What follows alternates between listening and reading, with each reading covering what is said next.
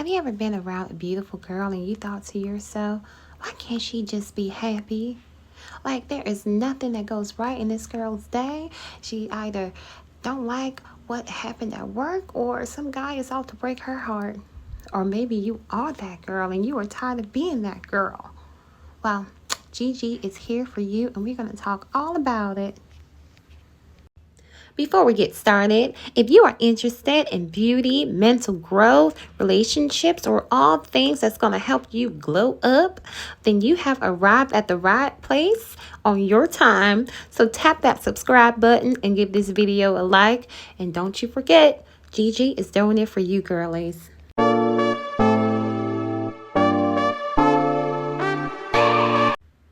As the youngest child, I can remember going up to my big sister and telling her how awful my day was. And like magic, she would say the right words for me to overcome. And as I went to high school, well, things got worse. But there she was, soothing my little ego from my daily fights for life. It was only when I started having my own friends and my daily fights with life was starting to bring me a lot of attention. To the point that my friends couldn't wait for something bad to happen to me. Because to them, I wanted it. You see, they didn't see me as someone that just wanted attention. They saw me as someone that wanted to be a victim. It was true, I did have a problem with everything. And it seemed like I couldn't be happy until a lot of people wanted me to be happy. So one day, I just told myself it was okay for me to be happy now, today, not tomorrow. And it was okay for me to admit that I was wrong. And I knew that boy was bad for me from the start. And the one thing I will say is I knew that my happiness wasn't going to happen overnight because I had to break a lot of bad habits. And I had to retrain the people in my life from expecting me to act like a victim. And then also some of them from losing their power to be my hero. But it was the hardest part was showing them that I wasn't going to fall apart at everything. So if you've ever been that girl that people labeled as a victim, there's other ways to be labeled even if the world stomps down on you so hard. And that's glowing. So listen to these queens and start your glow up because Gigi is here for you. What I'm about to say is going to piss some of you off, but I ain't never gave a damn. So here we go. You are not a victim. You're not. You're just a product of your own really shitty decisions. Remember that what we tolerate, we accept. And if you have the power to change a situation in your life that does not serve you, but yet you continue to sit in it, again, you are not a victim. And to make matters worse, you walk around, you tell your bullshit stories, you collect empathy, and you make everyone around you feel sorry for you, when in reality, you could get yourself out of said situation. Not a victim, just a life sucker. It's gross behavior. Cut it out. You're so stuck in being a victim and you idolize being a victim so much that you can't take accountability. Because if you take accountability, that breaks off the victim image that you have of yourself. That you are a victim to other people's crimes against you, the betrayal they've done to you, the hurt that they've done to you. You've lived as a victim for so long that if you take accountability, that breaks that victim image that you have of yourself.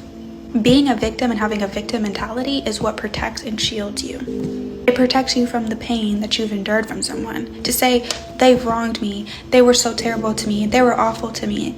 It protects you from having to have any encounter with them, any conversation with them, or hold you responsible to your own pain. When you take accountability for the part that you may have played, not only does it require you to grow in some way and break off whatever bad habits you have that are attracting these type of people into your life, but also the enemy doesn't want you to self-reflect and ask yourself if you played any part in your own suffering, because that requires a whole lot of humility and it requires you to love like Christ loves. For you to sit back and take a situation where you've been wronged or pain and to ask yourself, did I play any part, and not hold them fully responsible to the crime is exactly what Jesus did for us. Jesus paid for the crime that we were supposed to pay. And it makes you and brings you closer to the Lord and loving the way the Lord loves us. If you have ever had anyone tell you that you are playing victim, that you always have to be right, that it's always about you, that's very telling. You may be operating in a victim mentality. This mentality is learned. It comes from a place of feeling helpless. And there's dimensions when it comes to this mentality. You have a need for recognition. You want your pain and suffering to be acknowledged by other people. It makes you feel like you have this sense of power, makes you feel more powerful. And then that goes into a place of moral superiority where you feel as though your pain, your suffering, and your discomfort is above other people's. And then it goes to this place of a lack of empathy where you are oblivious to other people's pain and suffering. This also makes you develop this sense of entitlement. You feel like you're entitled to be selfish, and you feel like you're entitled to be aggressive, arrogant, or oblivious to other people.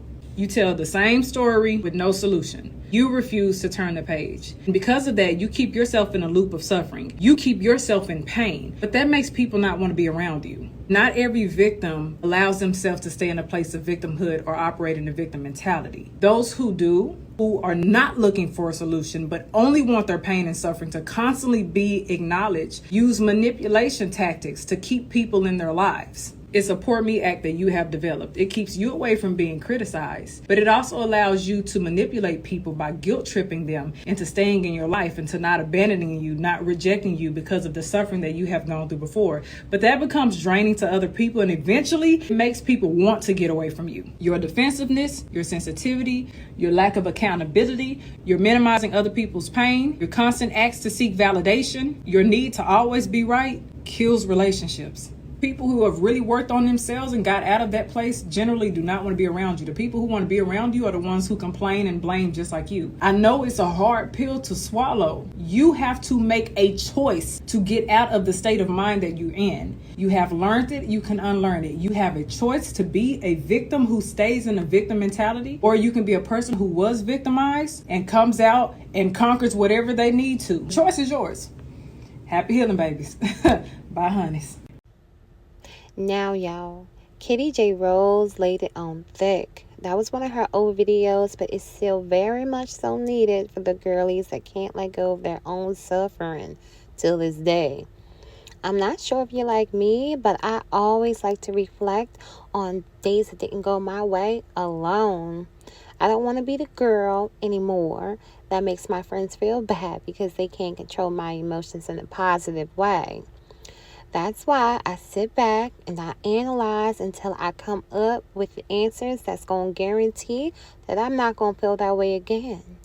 Because I got to keep glowing. All right, now let's continue.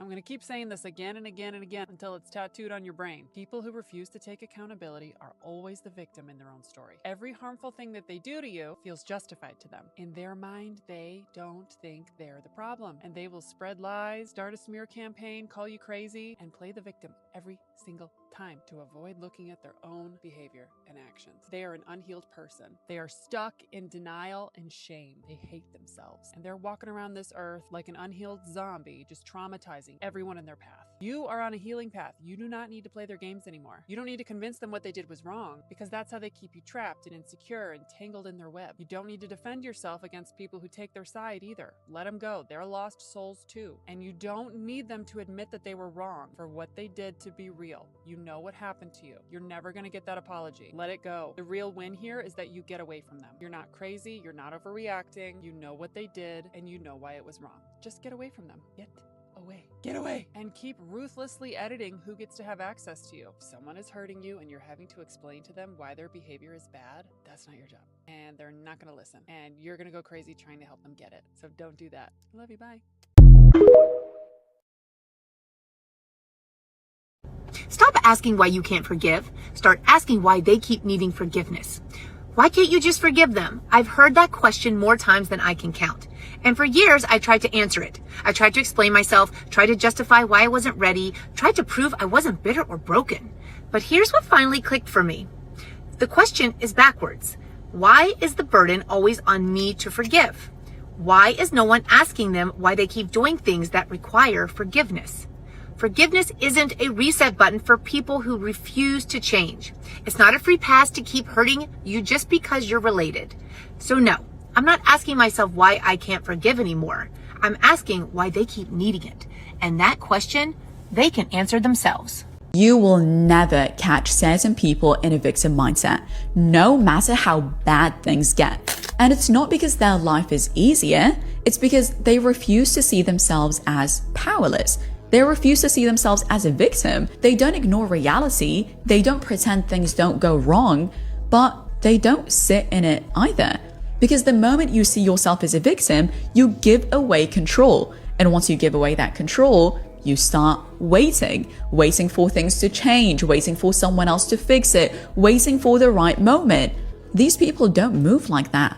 They take ownership early. They adjust quickly. They focus on what they can control and act on it, even when it's uncomfortable, even when it's unfair. Because to them, staying stuck is way worse than being wrong, tired, or uncertain. If you ever find yourself feeling like you're complaining, feeling like a victim, especially when unfair things happen in your life, you need to tell yourself, okay, instead of why me, what now? What now? It's happened. I can't do anything about it. I'm not going to dwell on it. What am I going to do about it? And we have this great little exercise we love to share with people. It's called the I could and the I will list. So when people get to this state, if we encourage them to think about what you will do next, often what happens is that they start to think about all the things that they should have done or that they should do. And the language of should is very disempowering. It does one of two things. It either makes us feel like we're falling short or that we're being compelled against our will. And we don't like being told what to do. It's called reactance. And when we hear a should, often it's like a part of us is telling us what to do and we don't like it. We resist it. So we avoid the word shoulds and we move to coulds.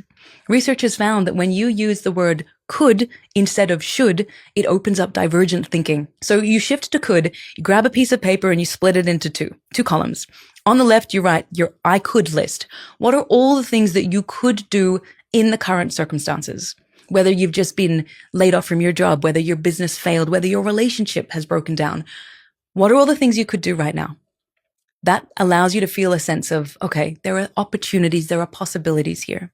You're also directing your attention, which reduces that emotion activation, re-engages your prefrontal regions.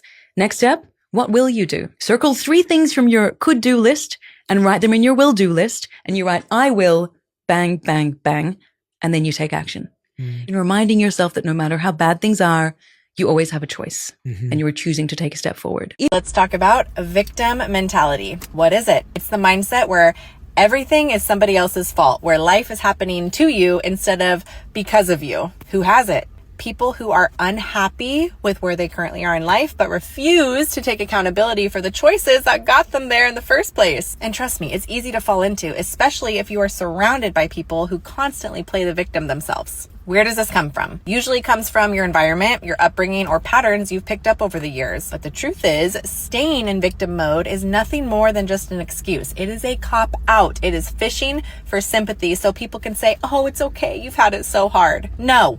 Your choices are your choices. Nobody is holding a gun to your head, making you self-sabotage your life. Now, here's the part that might sting a little bit. I have zero sympathy for people who stay stuck in this victim mentality. Why?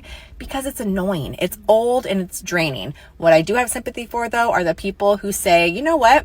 I don't like my life right now. I'm going to do something about it. I'm going to change it. The ones actively working on their mindset, their habits, their health, and owning their actions. So how do you get over it? First, you have to acknowledge that you're in it. Then flip the switch from why me to why not me. Claim your power back. Decide that you are responsible for where you're going. Nobody likes a victim, but everybody will respect the person who owns it, does the work, and transforms. Get the things done that need to be done and be proud of yourself for it in the end. When you're a powerful person, you can't play victim. You know, victim has to go out the door. So sometimes when you read negative things, it's like you feel sorry for yourself, and there's no room in life to feel sorry for yourself. It's just like, yo, let's go. As long as someone is playing the victim, they're never at fault and someone else has to take the blame. People choose to stay the victim so that they never have to change. It keeps them stuck so that they can build their identity around it. Because if you're the victim, you never have to take responsibility. Everything that goes wrong in your life is someone else's fault. Every broken relationship is because what was done to you. And the moment someone challenges that, they become unsafe or toxic or someone that you need to cut yourself off from. But staying in that mindset keeps people so stuck and weak, and it keeps them repeating the same pattern patterns while believing it's everyone else around them. And the truth is, nothing changes until they're willing to look at their role in it. What you said really hurt me. Can we talk about it for a second? What you said really hurt, but there's no point on talking about it now since you never listen anyways. I would really appreciate more consistency from you. I shouldn't have to ask more consistency from you anyways, because if you cared enough, you would have given it to me. I'm frustrated with the situation, so I'm gonna be honest with you for a second. I'm really mad, but I'm gonna deal with it on my own. Don't worry, I'll get over it soon. If this keeps happening, we're gonna have to consider some adjustments that need to be made in this relationship. This always happens to me. Why doesn't anything ever change? Just because something hurt me, I can still choose how I'm gonna react to the situation. Fuck that, I'm done trying because nothing's ever gonna change since everyone's always after me. I can do something about what hurt me. I can't do anything about my pain. Expression responds to pain. Victimhood stays stuck in pain. I hope these videos were helpful for your journey in glowing up. Please let me know what you think. Do you agree that victim mentality is something that people should get over, or is it something else that should be addressed? And for the record, I don't mean victims of actual crimes, but those that stop themselves from glowing up. Please like and subscribe and leave a comment if you like. I'll see you next time. And remember, Gigi is here for you.